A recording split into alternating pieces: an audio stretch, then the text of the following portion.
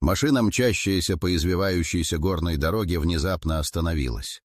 Сигнализация сработала, и команда исследования, состоящая из 5 человек, замерла в ожидании. На экране навигатора высветилась ошибка. Система обнаружила сбой. В этот момент никто не подозревал, что именно это происшествие запустит цепь событий, которые изменят их жизни навсегда. Ян, ведущий инженер, быстро открыл капот, ожидая найти банальную поломку. Ветер свистел сквозь деревья, и тишина вокруг казалась нереальной. Все члены команды чувствовали напряжение, когда Ян начал проверять провода и системы охлаждения. Внезапно он выругался, нащупав странный предмет среди проводов. Это был небольшой круглой формы объект, покрытый странными символами. Пока Ян изучал находку, его коллеги обменивались недоуменными взглядами. Сара, биолог команды, предложила, что это может быть артефакт, относящийся к древней культуре. С каждым мгновением напряжение нарастало. Ян, не дождавшись окончательного заключения, решил отнести артефакт в машину для дальнейшего исследования. Когда группа вернулась в салон, неожиданно раздался треск. Из-за деревьев выскочила стая диких кабанов, и животные, похоже, были не в настроении. Команда бросилась в сторону, но один из кабанов, заметив людей, начал стремительно приближаться. Дэн, механик, попытался отогнать свинью, но она лишь разозлилась еще больше. Ситуация стала критической. Кабаны окружили машину, и члены команды оказались в замешательстве. Лишь через несколько минут, когда один из животных врезался в бок автомобиля, стало понятно, иначе как через окно не выбраться. Страх охватил всех. В этот момент Ян вспомнил о странном артефакте, который он принес с собой. В отчаянии он прижал артефакт к груди, и в этот момент произошло что-то невероятное. Объект начал светиться, и в воздухе возникло напряжение. Кабаны прямо-таки застыли на месте, словно завороженные. Команда, не веря своим глазам, наблюдала, как животные начали расползаться в стороны, оставляя им путь к спасению. Однако, прежде чем они успели осознать, что произошло, артефакт внезапно потух. Ситуация вернулась к норме, но страх и паника остались. Команда, понимая, что их жизнь изменилась в одно мгновение, почувствовала, что это только начало. Ян взглянул на своих коллег, и в их глазах отразился вопрос: что это было? Их ожидания и планы рухнули в одно мгновение, и впереди маячил неясный путь, полный опасностей и неожиданностей. Кабаны исчезли в лесу, но напряжение в команде не утихло. Ян, все еще держа в руках артефакт, изучал его при тусклом свете фонарей. Символы на его поверхности казались знакомыми, но он не мог их разобрать. Сара, заметив его сосредоточенность, подошла ближе и спросила, что он думает об этом объекте. «Не знаю, но это явно что-то необычное», — откликнулся Ян, продолжая вертеть артефакт в руках. Команда решила, что им нужно спуститься в ближайший город, чтобы получить консультацию у специалистов. Однако, как только они сели в машину, навигатор снова выдал ошибку. Теперь они не могли определить направление. Дэн попытался перезагрузить систему, но безуспешно. «Система полностью вышла из строя. Мы здесь как запертые», — сказал он раздраженно. Внутри машины нарастало чувство безысходности. Члены команды начали обмениваться предположениями. У каждого были свои идеи о том, как решить проблему. Сара предложила попробовать найти связь с ближайшей базой. «Может быть, у кого-то из нас есть мобильная связь?» — спросила она. Однако, когда они попытались позвонить, все телефоны оказались вне зоны действия сети. Мгновение растерянности сменилось решимостью. «Мы не можем оставаться здесь. Нужно идти пешком», — заявил Дэн. На улице начинало вечереть, и лес вокруг казался все более зловещим. Команда, взяв с собой фонари и артефакт, вышла из машины и пошла в сторону узкой тропы, которая, по мнению Яна, могла привести их к дороге. Вскоре они начали углубляться в лес и чувствовать, как воздух становится плотнее, а звуки окружающей природы усиливаются. Вдруг они услышали странный шум, как будто кто-то следил за ними. Сара остановилась и прижала руку к губам, требуя тишины. Все замерли, и в воздухе повисло ощущение опасности. Шум усилился, и из-за деревьев выскользнула фигура. Это был старик. Его лицо было покрыто морщинами, а глаза светились каким-то странным светом, как у животных, которые только что столкнулись с артефактом. «Ну что, как вам этот неожиданный поворот? Если вам нравится наше приключенческое творчество и вы хотите поддержать нас в поисках ответов, загляните в описание, там есть ссылка для доната. Не дайте нам пропасть в лесу без связи». «Что вы здесь делаете?» — прорычал он, оглядывая группу. Команда в замешательстве смотрела на него. Они не знали, как реагировать. Ян сделал шаг вперед и попытался объяснить, что они проводили исследование. Но старик лишь усмехнулся и сказал: «Вы не должны были брать это. С ним связаны вещи, которые вам не понять». Не дождавшись ответа, он развернулся и исчез в густом лесу. Команда, оставшись в недоумении, почувствовала, как их положение становится все более критическим. Без навигатора и с непонятным артефактом они оказались в ситуации, когда каждое решение могло стать фатальным. Впереди их ждали не только неизвестные опасности, но и тайны, которые, казалось, лишь начинали раскрываться. Пока команда стояла в смятении после встречи со стариком, Ян начал чувствовать, что время против них. Он посмотрел на артефакт, который продолжал странно светиться. «Нужно попробовать его активировать», — произнес он, полагая, что это может помочь в их ситуации. Дэн, сомневающийся, попытался остановить его. «Ты не понимаешь, с чем мы имеем дело? Возможно, это опасно». Но Ян уже был полон решимости. Он схватил артефакт и начал произносить слова, которые, как ему казалось, могли быть заклинанием.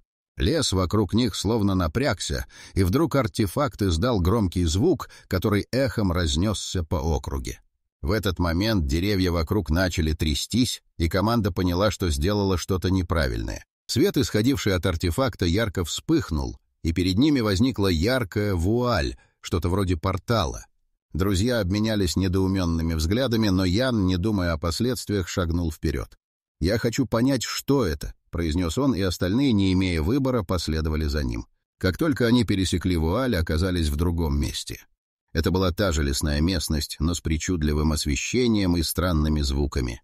Перед ними лежал небольшой город, который никто не ожидал увидеть. Дома были построены из неизвестного материала, а улицы освещались светлячками. Однако радость быстро сменилась тревогой.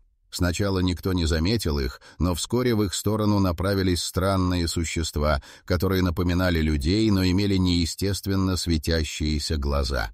Они начали наступать, и команда почувствовала, как страх охватывает их снова. Сара вскрикнула: «Что нам делать?» Дэн, панически оглядываясь, предложил бежать, но Ян, по-прежнему уверенный в своих действиях, закричал: «Нет, мы должны поговорить с ними!» Он хотел объяснить, что они не враги, но существа, похоже, не понимали его. Вскоре они оказались окружены. Одно из существ, на вид старейшина, подошло ближе. Его голос был низким и резким. «Вы нарушили запрет. Пришли с артефактом, который должен был остаться там, где был найден». Команда, не понимая, что делать, чувствовала, как контроль уходит из их рук. Старейшина продолжил: «Ваша судьба зависит от ваших действий». Команда понимала, что их неудачное решение активировать артефакт привело к непредвиденным последствиям. Теперь они оказались запертыми между двумя мирами, не имея ясного пути назад. Каждый из них осознал, что быть здесь — это не просто ошибка. Это был выбор, который мог изменить их жизни навсегда. Существа, окружающие группу, начали приближаться, и страх заполнил воздух. Старейшина, стоя перед ними, произнес: «Вы должны понять, что артефакт — это не игрушка. Он охраняет баланс между мирами». Ян, пытаясь понять ситуацию, спросил: «Как нам его вернуть? Мы не хотели никому навредить». В ответ повисла тишина, напряжение нарастало. Внезапно одно из существ, проявившее любопытство, подошло ближе и коснулось артефакта. В тот момент из него вырвался яркий свет, и все встали в замешательство. Старейшина резко отступил и приказал своим соплеменникам отойти. «Вы привезли с собой нечто, что может разрушить наш мир», — сказал он с гневом. Команда осознала, что оказалась в критической ситуации.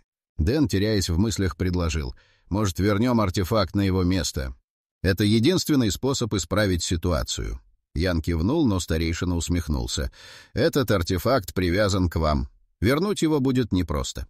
Ситуация накалялась. Одно из существ, заметив, что группа обсуждает план, подошло к ним. Оно было меньше остальных, с мягким выражением лица. «Я могу помочь вам», — произнесло оно тихо. «Есть место, где можно восстановить баланс, но вам нужно будет пройти через испытание». Команда переглянулась, не зная, доверять ли ему. Старейшина прервал их размышления. «Вы не можете соглашаться с ним. Если вы не выполните свои обязательства, последствия будут ужасными». Конфликт мнений вызвал напряжение. Ян почувствовал, что они зашли в тупик. Какое бы решение ни приняли, оно могло привести к серьезным последствиям. Тем временем существа начали проявлять недовольство. Их шепот стал громче, и группа осознала, что время уходит. Не дождавшись дальнейших слов старейшины, Ян решительно произнес: «Мы принимаем помощь. Нам нужно вернуть артефакт». Все обернулись к маленькому существу, и тот с облегчением кивнул. «Следуйте за мной», — произнесло оно, и группа, полной решимости и страха, направилась за ним. Они оказались в глубине города, где находился храм, построенный из того же загадочного материала, что и дома. Внутри было темно, но свечение артефакта освещало путь. Существа начали наполнять храм, и команда вновь ощутила давление со стороны их взглядов. Маленькое существо продолжило. «Вы должны пройти 3 испытания, чтобы восстановить баланс». Группа собрала все свои силы, понимая, что на кону их жизни и возможность вернуться домой. Каждое испытание обещало быть сложным и опасным. Они знали, что теперь судьба зависит от их решений. Впереди их ожидало неизвестное, полное вызовов и возможных потерь. Маленькое существо привело команду в центральный зал храма, стены которого были покрыты странными рунными символами. В центре зала находился круглый пьедестал. На нем лежал артефакт, излучавший тусклое свечение. «Это место — ключ к восстановлению баланса», — произнесло существо, указывая на пьедестал. «Вы должны выполнить 3 испытания, чтобы вернуть артефакт на его законное место». Команда стояла в ожидании, напряжение нарастало. «Что за испытание?» — спросил Ян. Существо ответило: «Первое испытание — испытание силы воли. Вам нужно пройти через портал и столкнуться с вашими страхами». Каждый из участников команды понимал, что это испытание может открыть их внутренние демоны. Существо указало на один из углов зала, где появился мерцающий портал. «Сейчас вы должны войти в него по очереди», — сказала оно. Дэн первым шагнул в ворота, и они мгновенно закрылись за ним. На некоторое время внутри царила тишина, и остальные начали нервничать. Через несколько минут Дэн вышел, его лицо было бледным, он дрожал. «Я увидел свои страхи, но они были слишком сильны», — прошептал он. Следующей вошла Сара. Она также исчезла за пределами зала, и оставшаяся команда чувствовала, как контроль над ситуацией уходит. Вскоре и она вышла, склонив голову. «Я не смогла справиться», — произнесла она, ее голос дрожал от волнения.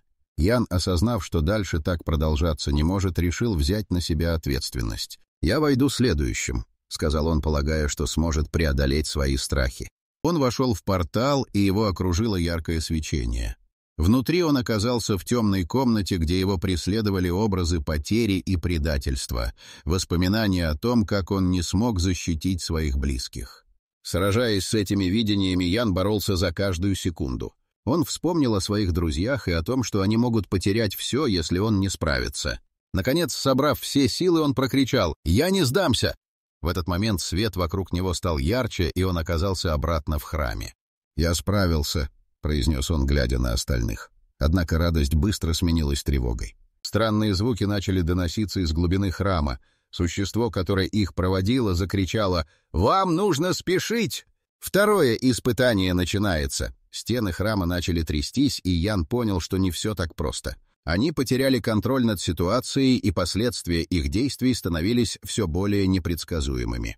Внезапно в зал ввалились тени, охватывающие все вокруг. Команда поняла, что они не только сражаются с собственными страхами, но и с силами, которые были вызваны их действиями. «Мы должны действовать быстро!» — закричал Ян, собрав оставшиеся силы. «Нам нужно пройти через второе испытание». Каждый понимал, что на кону стоят не только их жизни, но и судьба обоих миров. Свет в храме начал гаснуть, и тени становились все более ощутимыми, наполняя зал таинственным жужжанием. Ян, не теряя времени, обратился к команде. «Нам нужно быстро пройти второе испытание. Существо, что нас проводило, упоминало его». В это время тени собирались в плотный клубок, из которого стали проявляться лица их собственных страхов. Ян, Дэн и Сара, осознав, что их страхи материализуются, шагнули к центру зала, где находился пьедестал. «Что нам делать?» — спросил Дэн, его голос дрожал. «Нужно дать отпор этим теням», — ответил Ян, понимая, что испытания требуют от них совместных усилий. Они сосредоточились на своих страхах, пытаясь преобразовать их в нечто более конструктивное. Как только они начали это делать, тени отреагировали агрессивно. «Вы не сможете победить нас!» — завопили они, каждая тень представляла собой одно из их глубинных переживаний. Ян вспомнил о своей семье, о том, как не смог их защитить. Дэн думал о провале в карьере, который повлиял на его жизнь. Сара вспоминала о потерянных друзьях и своих сожалениях. Команда осознала, что внутренние переживания становятся реальными угрозами. «Мы должны объединить наши страхи!» — закричал Ян. Они начали громко произносить свои страхи. Сначала ничего не происходило, но когда они произнесли их вслух, тени начали ослабевать. Внезапно одна из теней, более зловещая и крупная, вырвалась вперед. «Вы не сможете избавиться от нас так просто!» — прорычала она, и свет вокруг начал меркнуть. Ян собрал всю свою волю и закричал: «Мы не боимся вас! Мы сильнее, чем вы думаете!» С каждой произнесенной фразой тени начали распадаться. Свет, исходивший от артефакта, стал ярче, постепенно ослабляя влияние теней. Но в этот момент раздался треск, и одна из стен храма начала трещать. Под ногами раздался гул, и трещины начали разрастаться. «Храм начинает разрушаться!» — закричала Сара. Ян, осознав, что ситуация становится критической, закричал: «Нам нужно добраться до артефакта! Если не активируем его, все будет потеряно!» Они рванулись к пьедесталу, но тени, хоть и ослабли, продолжали пытаться удержать их. Команда сделала последний рывок. Схватив артефакт, они активировали его. Свет наполнил храм, и тени начали исчезать, но внезапно раздался мощный взрыв, и стены начали обрушиваться. Команда поняла, что их действия вызвали непредсказуемые последствия, и они оказались в ловушке. Чтобы спасти свои жизни, им нужно было найти путь к выходу, прежде чем храм рухнет окончательно. Впереди их ждали новые испытания, но теперь они знали, что должны действовать вместе, несмотря на страхи и угрозы. Свет от артефакта ослеплял, и команда, собравшись с силами, рванула к выходу из храма. Стены трещали, и камни сыпались вокруг, создавая жуткий гул. Яну удалось пробежать вперед, и он закричал: «Давайте быстрее! Нам нужно выбраться, пока не поздно!» Дэн и Сара следовали за ним, но каждая секунда задержки могла оказаться фатальной. Внезапно перед ними возникла новая преграда. Огромная стена из камня обрушилась, разделив команду. Ян и Сара оказались по одну сторону, а Дэн — по другую. «Дэн!» — закричала Сара, но гул вокруг заглушил ее голос. Ян, не теряя времени, подбежал к каменной стене и начал искать, как можно пробраться через завал. В этот момент тени снова начали собираться. Ян заметил, что одна из них, та самая зловещая, которая пыталась их остановить, снова проявилась. «Ты не сможешь спасти своих товарищей!» — прорычала она, приближаясь к нему. Ян почувствовал, как страх вновь охватывает его. Он вспомнил о своих близких, о том, как он не смог защитить их. Но на этот раз он уже не собирался сдаваться. «Я не поддамся тебе!» — прокричал он, глядя в глаза тени. В этот момент он вспомнил слова существа, которое их проводило. «Страх — это лишь иллюзия. Преодолей его, и ты обретешь силу». Осознав это, Ян собрал всю свою волю и произнес вслух свои страхи. «Я боюсь потерять своих друзей!» — закричал он, и, к его удивлению, тень начала дрожать, как будто теряя свою силу. Свет от артефакта стал еще ярче, и Ян заметил, что каменная стена начала трещать. Он сжал артефакт в руках и сосредоточился на своих чувствах. «Я не оставлю их!» — снова закричал он, и в этот момент стены храма стали осыпаться. С тенью, которая ранее показалась ему угрожающей, произошло нечто странное. Она начала распадаться на куски, как табличка, из которой исчезала надпись. Ян увидел, как Дэн, находясь по другую сторону стены, тоже начинает сражаться с собственными страхами. Он выкрикивал свои переживания, и тени, которые окружали его, начали ослабевать. Внезапно, когда Ян произнес заключительную фразу «Мы вместе», стена перед ним рухнула, открывая проход. Дэн, увидев это, бросился вперед. Объединившись, они все трое оказались вновь вместе. «Что дальше?» — спросила Сара, ее голос дрожал от страха и волнения. Ян посмотрел на артефакт, который все еще светился в его руках. «Он должен указать нам путь», — сказал он, уверенно направляя его в сторону выхода. Внезапно артефакт стал светить ярче, и в воздухе возникла новая вуаль. Яркие символы начали выстраиваться в форме карты, указывая направление. «Мы можем выбраться!» — закричал Ян, и они рванули к выходу. Однако земля под ними снова затряслась, и обрушившиеся камни заставили их замедлиться. В этот момент они поняли, что спасение зависит не только от артефакта, но и от их единства. Слаженно действуя, они пробирались сквозь облака пыли и обломки, полагаясь друг на друга. Каждый из них преодолевал свои страхи, и команда двигалась все быстрее. Все понимали, если они не выберутся сейчас, то могут навсегда остаться в этом мире теней. Наконец они достигли выхода. Свет, который исходил от артефакта, озарял путь, и, сделав последний шаг, они оказались на свободе.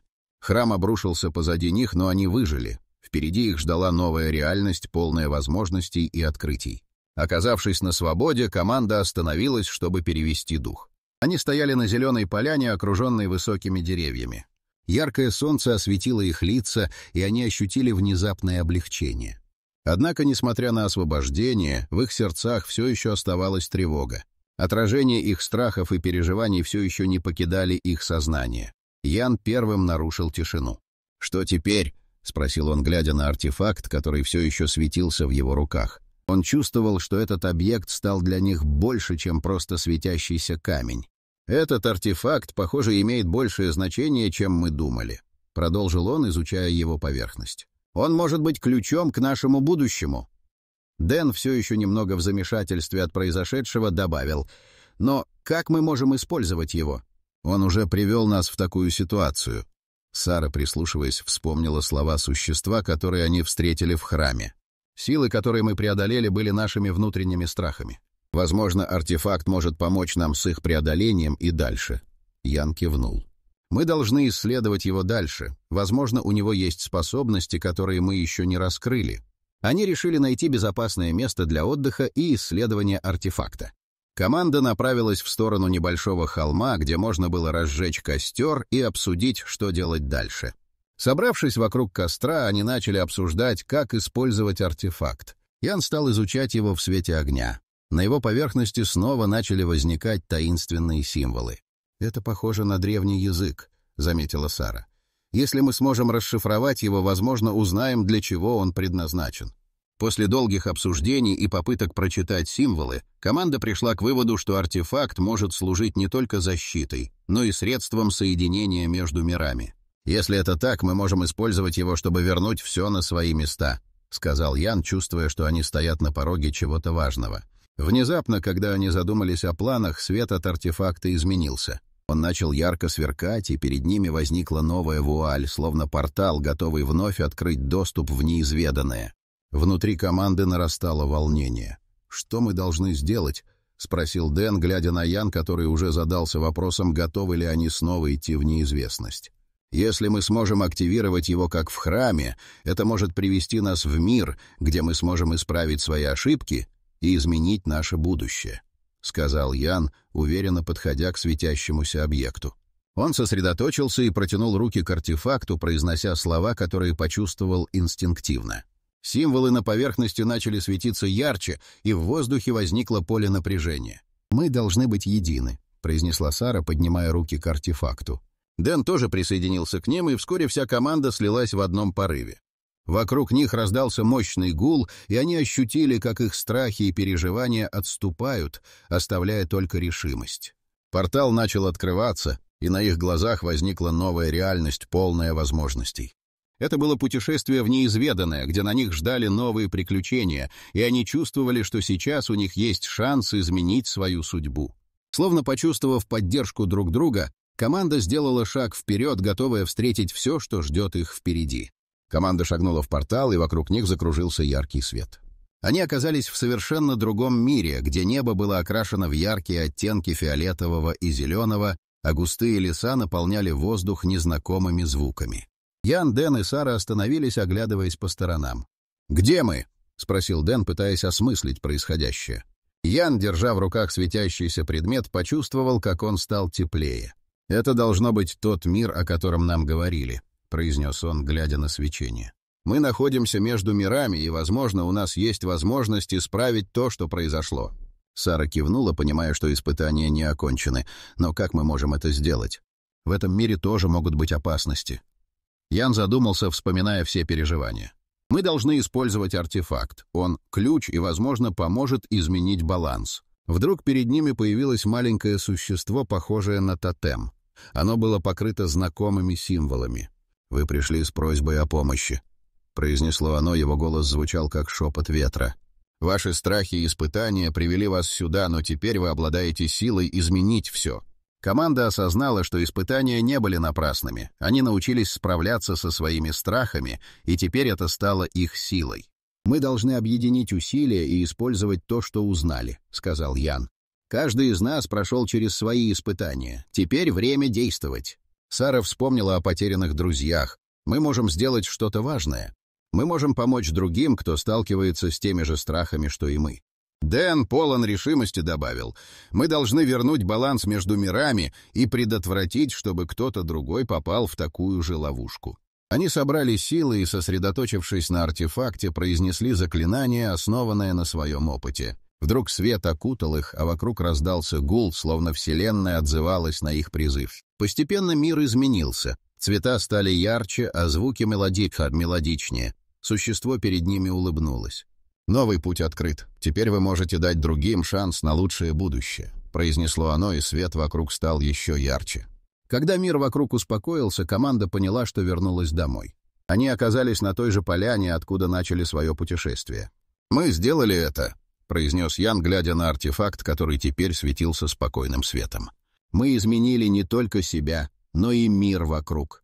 Каждый из них понял, что уроки, извлеченные из их опыта, были важнее, чем они могли представить. Но вот они вернулись с новым опытом и готовы делиться с вами. Если вам нравятся наши приключения и вы хотите, чтобы таких историй становилось больше, не забудьте подписаться на канал и поддержать наш проект. Ссылка в описании или просто наведите на QR-код. Как говорится, вместе мы можем изменить мир или хотя бы сделать его чуть ярче. Они научились преодолевать страхи, работать в команде и помогать друг другу. Оглядываясь на свои переживания, они знали, что будут помнить эту историю всегда. Вернувшись к обычной жизни, команда решила использовать свои знания, чтобы помочь другим. Они начали делиться своей историей, обучая людей справляться со страхами и преодолевать трудности. Каждый раз, когда они делали это, артефакт светился, напоминая о внутренней силе. В конце концов, они поняли: истинная сила заключается в умении принимать страхи, объединяться и двигаться вперед, даже когда ситуация кажется безвыходной. Они стали примером для других, а их история осталась в памяти людей как символ надежды и силы духа.